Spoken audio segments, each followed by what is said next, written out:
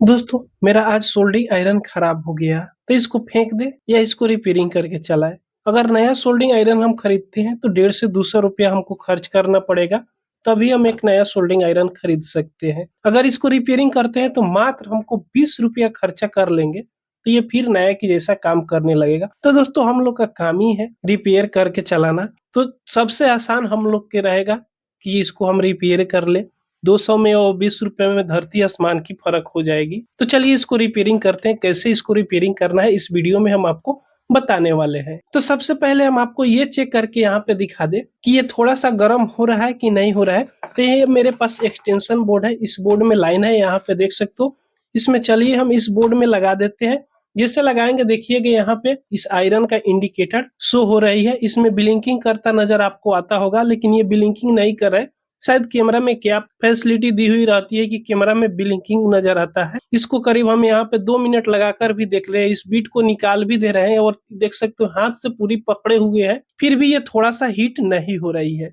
और इसमें प्रॉपर यहाँ तक लाइन आ रही है, देख सकते हो। यहाँ कैमरा में आपको दिख रहा होगा, शायद आपको ब्लिंकिंग दिख रहा होगा, लेकिन ये ब्लिंकिंग नहीं कर रहा है। ये कैमरा की कुछ खराबी हो सकती है। और इस बीट को लगाकर देख सकते हो, इसको हाथ से हम यहाँ पे पकड़े हुए हैं, देख सकते हो पूरी तरह दोनों हाथ से इस तरह पकड़े हुए। इतना देर में तो हाथ से पकड़ाएगा भी नहीं, फिर भी देख सकते हो ये थोड़ा सा हीट नहीं हो रहा है, थोड़ा सा गर्म नहीं हो रहा है। तो अगर इस प्रकार का प्रॉब्लम आ गया है तो इसको फेंकना नहीं है, इसको रिपेयरिंग करके मात्र 20 रुपया में इसको नए की जैसा आप बना लोगे। चलिए पहले एक्सटेंशन बोर्ड से इस प्लग को हम निकाल लेते हैं।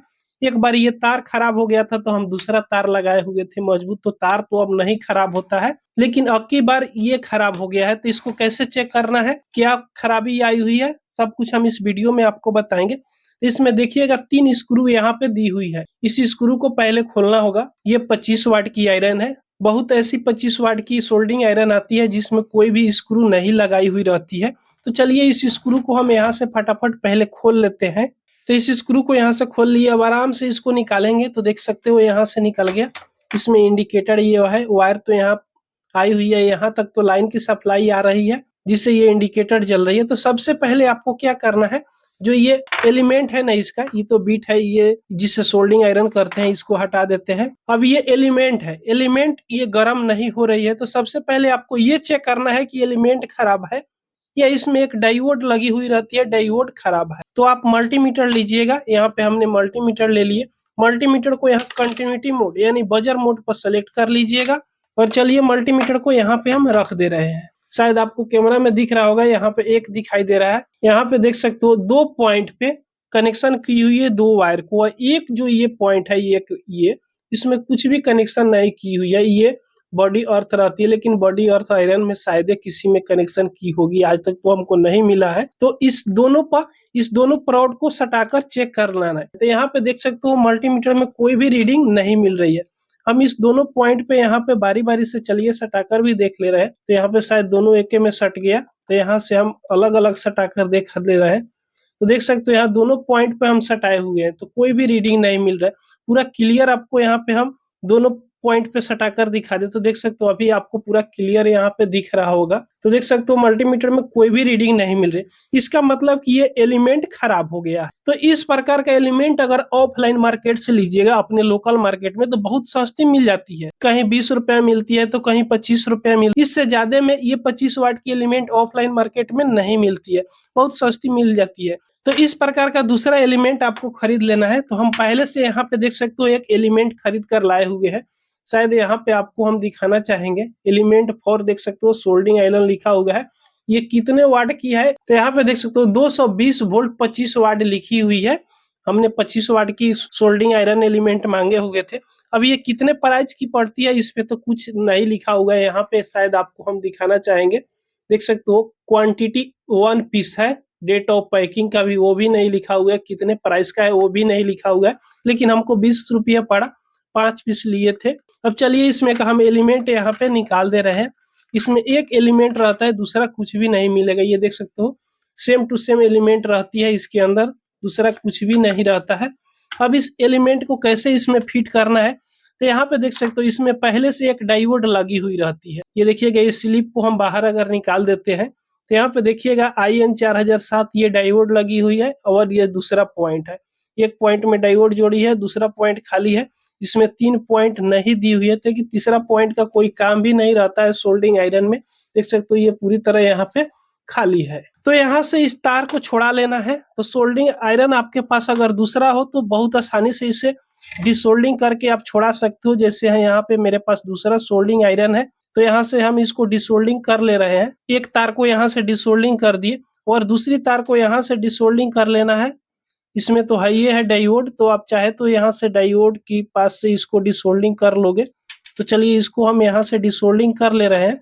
ये इंडिकेटर इसमें रह गया, तो इंडिकेटर को भी काम है, तो इंडिकेटर को भी यहाँ से हम सोल्डिंग से डिसोल्डिंग करके निकाल दे रहे हैं। तो देखिएगा ये जो पुराना वाला खराब है इसको हम यहाँ से निकालिए। इसमें एक डायोड भी लगी हुई रहती है। जितने भी इस प्रकार का सोल्डिंग एलिमेंट रहती है सभी में डायोड लगी हुई रहती है। तो इसमें 3 पॉइंट है, एक पॉइंट का तो कोई भी काम नहीं रहती है, 2 ही पॉइंट की रहती है। तो चलिए ये खराब है, इसका कोई काम नहीं है, तो इसको अब साइड में हम हटा देंगे। उससे पहले इसमें क्या देखिएगा जो स्क्रू है ना, स्क्रू को निकाल लीजिएगा, ताकि नए वाला में आपको स्क्रू नहीं मिलता है। हम नए वाला को आपको दिखाएंगे।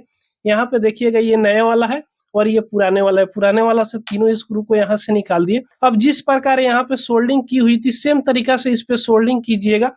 एक पॉइंट पे ये और एक पॉइंट पे ये, और दोनों में ये इंडिकेटर सोल्डिंग कर देना है। तो चलिए इसको हम फटाफट यहाँ पे सोल्डिंग कर लेते हैं। इतना तो आप जानते ही होंगे। उसके बाद हम इसको चेक करके जरूर दिखाएंगे। चेक करके आप देखना ना भूलिएगा। तो इसके दोनों पॉइंट पे यहाँ पे सोल्डिंग कर लिए। इस नए वाला एलिमेंट को हम चेक करके दिखाना आपको भुला गए। चलिए इसको भी चेक कर लेते हैं कि इसमें कंटिन्यूटी मिल रही है कि नहीं मिल रही है। इस दोनों पॉइंट पे हम क्या करेंगे, इस दोनों प्रोब को लगाएंगे। तो देखिएगा मल्टीमीटर में कि यहाँ पे 1308 कंटिन्यूटी मिल रही है, रीडिंग उतना मिल रही है। इसका मतलब कि ये नए वाला जो एलिमेंट है बिल्कुल 100% सही है। तो इस दोनों पॉइंट पर दोनों तार को सोल्डिंग कर लिए। अब चलिए इसको हम यहाँ पे थोड़ी देर लाइन में लगाकर देख लेते हैं कि ये हीट हो रहा है कि नहीं हो रहा है। इसी तरह खुला हम रहने देते हैं और इस बोर्ड में हम इसको लगा देते हैं। तो यहाँ पे लगाए तो इसका इंडिकेटर यहाँ पे देख सकते हो जलने लगी। अब इतना ही देर में हमको पता चल जाएगा कि ये गर्म हो रही है या नहीं हो रही है।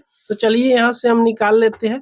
जैसे निकाल रहे हैं तो यहाँ पे पकड़ेंगे तो देखिएगा ये बहुत हीट हो गई है। इतना ही देर में देख सकते हो हल्का हल्का धुआं आ रही है, क्योंकि इस पर पेस्ट सटी हुई है। शायद कंपनी का इसमें पेस्ट सटा होगा। तो देख सकते हो इसमें से हल्का हल्का धुआं आ रही है।